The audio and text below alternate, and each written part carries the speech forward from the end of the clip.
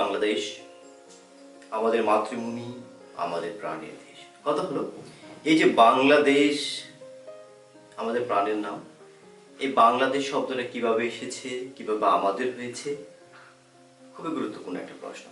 আমরা বাংলা, আমাদের প্রিয় ভাষা, আমাদের মাতৃভাষা। কথা হলো এই বাংলা শব্দটা কিভাবে আমাদের হয়েছে, সেটা আমাদের জন্য খুবই গুরুত্বপূর্ণ প্রশ্ন। আজকে আমরা জানবো কিভাবে বাংলা শব্দের উৎপত্তি হয়েছে, কিভাবে আমরা এই বাংলাদেশ শব্দটি আমাদের করে পেয়েছি। আমরা দেখব কিভাবে বাংলা শব্দের উৎপত্তি হয়েছে, এই অনেকগুলো মতামত রয়েছে। সর্বপ্রথম এই বাংলা শব্দটি কিভাবে এসেছে সেই নিয়ে নানা মত রয়েছে। প্রাচীনকালে বাংলা নামে কোনো দেশ ছিল না, কোনো জনপদের নামও ছিল না। সর্বপ্রথম বঙ্গ এবং বঙ্গ জনপদ সম্পর্কে জানা যায় একটা প্রাচীন গ্রন্থটির নাম হলো ঐতরেয় আরণ্যক গ্রন্থ। এই গ্রন্থে সর্বপ্রথম বঙ্গ শব্দের উল্লেখ পাওয়া যায়।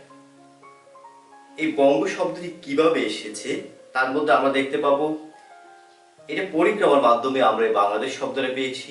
প্রথমে আমরা দেখব বং শব্দটা এসেছে, বং থেকে বঙ্গ হয়েছে, বঙ্গ থেকে বঙ্গাল হয়েছে, বঙ্গাল থেকে বাঙ্গালা হয়েছে, বাঙ্গালা থেকে বেঙ্গালা হয়েছে, বেঙ্গালা থেকে বেঙ্গাল হয়েছে, তারপর হয়েছে সুবে বাংলা, সুবে বাংলা থেকে পূর্ব পাকিস্তান, পূর্ব পাকিস্তানের আবার পরিবর্তন হয়ে আমরা পেয়েছি স্বাধীন বাংলাদেশ।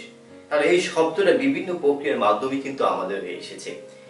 কথা হলো এই বঙ্গ শব্দের উৎপত্তি কিভাবে হয়েছে এ নিয়ে যে নানা মত রয়েছে, তার মধ্যে আমরা সর্বপ্রথম এই বঙ্গ শব্দটির উল্লেখ পাওয়া যায় একটা প্রাচীন গ্রন্থ, নাম ছিল ঐতরেয় আরণ্যক গ্রন্থ।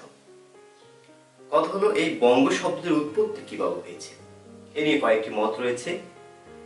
বলা হয়ে থাকে প্রাচীনকালে এই অঞ্চলে এমন কোন রাজা ছিলেন যার নাম ছিল বঙ্গ কিংবা বঙ্গ, সে নাম অনুসারে এই বঙ্গ শব্দটির উৎপত্তি হয়েছে।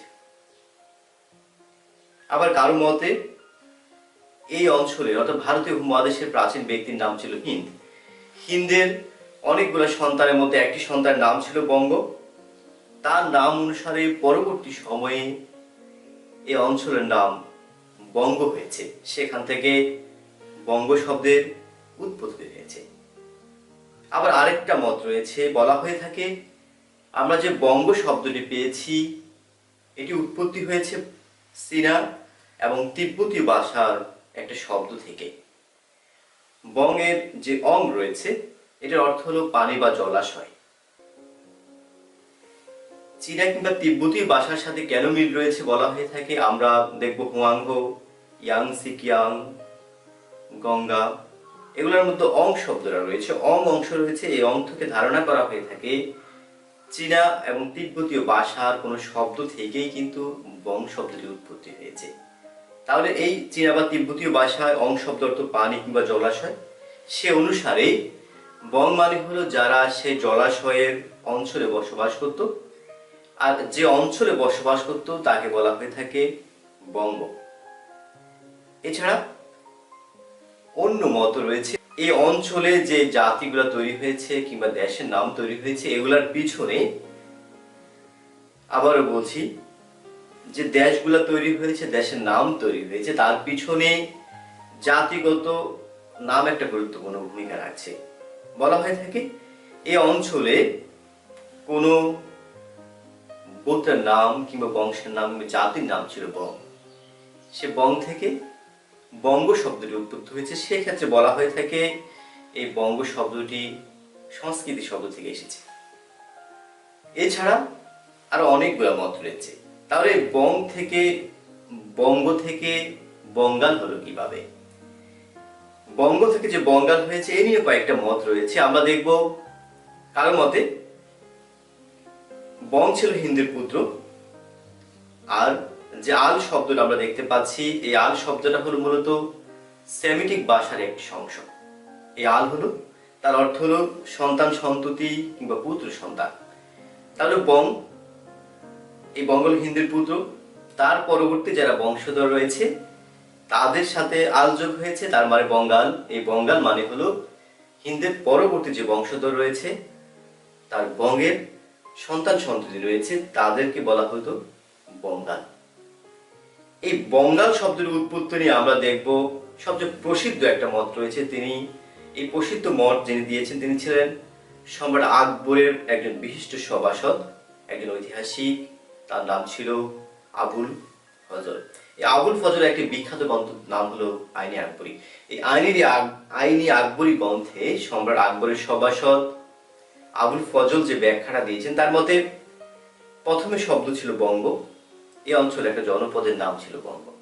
এই বঙ্গ জনপদের সাথে যেটা যোগ হয়েছে, আল শব্দটা যোগ হয়েছে। আল শব্দ হলো এই অঞ্চলে যে কৃষকরা ছিলেন চাষাবাদ করার জন্য তারা 10 গজ চড়া 20 গজ উঁচু আইল নির্মাণ করতো। আবারও বলছি, তারা বিশাল আইল নির্মাণ করতো।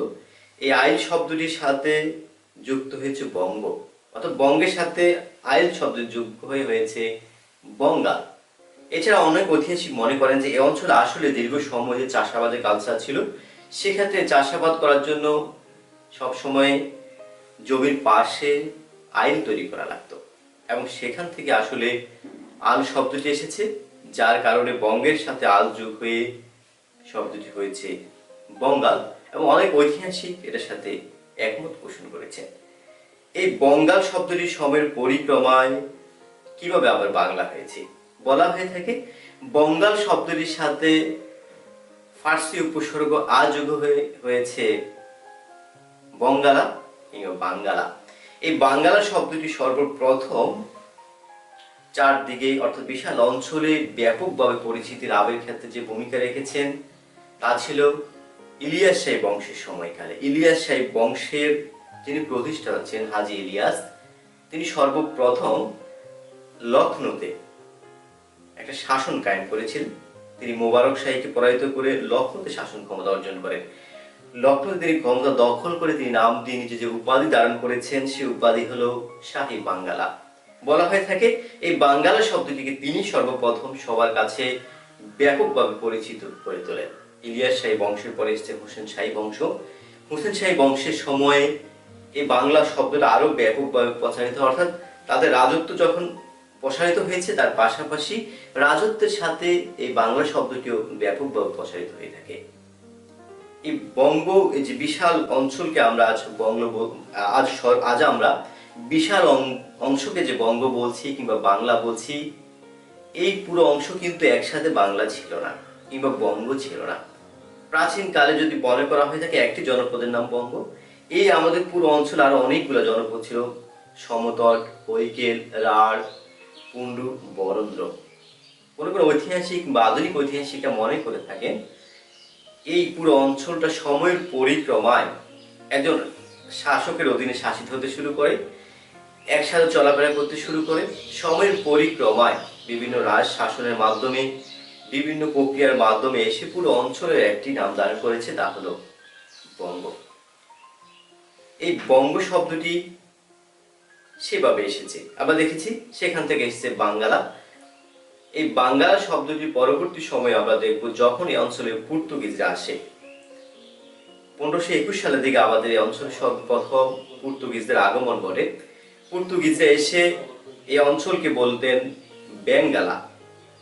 পর্তুগিজদের পরবর্তী সময়ে এসে যখন ইংরেজরা ক্ষমতা আসে, ইংরেজরা এই বেঙ্গালা শব্দকে তারা বলতো বেঙ্গাল। ইংরেজদের পাশাপাশি যখন আমাদের এই অঞ্চলে মোগলদের শাসন আমল শুরু হয়, মোগলরা অর্থাৎ আমাদের এই অঞ্চলে 12 ভূঁইয়াদের কাছ থেকে যখন মোগল সুবাদার ইসলাম খান, সে যখন এই অঞ্চলে 12 ভূঁইয়াদেরকে পতন করে সম্পূর্ণ অঞ্চলকে মোগলদের শাসন আমলে আনেন, তখন মোগলরা এই অঞ্চলের নাম দিয়েছে সুবে বাংলা বা সুবাই বাংলা। এই সুবে বাংলা থেকে সম্পূর্ণ অংশটাকেই যে নামে পরিচিত হয়ে থাকে সেটা হলো বাংলা। এরপর থেকে আমরা বাংলা শব্দকে পাই। 1947 সালে যখন ভারত পাকিস্তান ভাগ হয়ে যায়, ব্রিটিশদের কাছ থেকে মুক্তি পাই, তখন আমাদের এই অঞ্চলকে বলা হয়ে থাকে সুবে বাংলা বা বাংলা প্রেসিডেন্সি। 1956 সাল পর্যন্ত আমাদের এই বাংলাদেশের অঞ্চলকে বলা হতো পূর্ব বাংলা। এরপরে পাকিস্তানের নামটা একটু পরিবর্তন করে রেখেছে পূর্ব পাকিস্তান। এই বাংলা থেকে কিভাবে আমরা বাংলাদেশ পেয়েছি আমরা দেখব। 1969 সালে বাঙালি জাতির পিতা বঙ্গবন্ধু শেখ মুজিবুর রহমান আমাদের এই অঞ্চলের গণতন্ত্রের মানসপুত্র যাকে বলা হয়ে থাকে, আমাদের এই অঞ্চলের রাজনীতির ক্ষেত্রে যিনি গুরুত্বপূর্ণ ভূমিকা রেখেছেন হোসেন শহীদ সোহরাওয়ার্দী। এই হোসেন শহীদ সোহরাওয়ার্দীর ৬ষ্ঠ মৃত্যুবার্ষিকীতে 1969 সালের 5 ডিসেম্বর সর্বকালের সর্বশ্রেষ্ঠ বাঙালি জাতির পিতা বঙ্গবন্ধু শেখ মুজিবুর রহমান সর্বপ্রথম এই অঞ্চলের নাম প্রস্তাব করেছেন বাংলাদেশ। সেখান থেকে আমরা মেনে নিয়েছি দেশের নাম বাংলাদেশ। সর্বশেষ 1971 সালের 16 ডিসেম্বর বিজয়ের মাধ্যমে আমরা এই দেশকে পেয়েছি।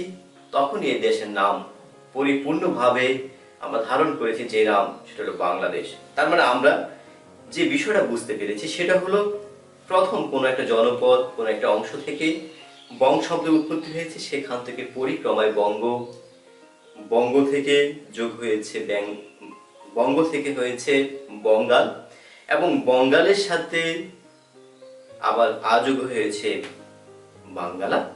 বাঙ্গালা থেকে এসেছে বেঙ্গালা, বেঙ্গালা থেকে এসেছে বেঙ্গাল, সেখান থেকে আমরা পেয়েছি বাংলা।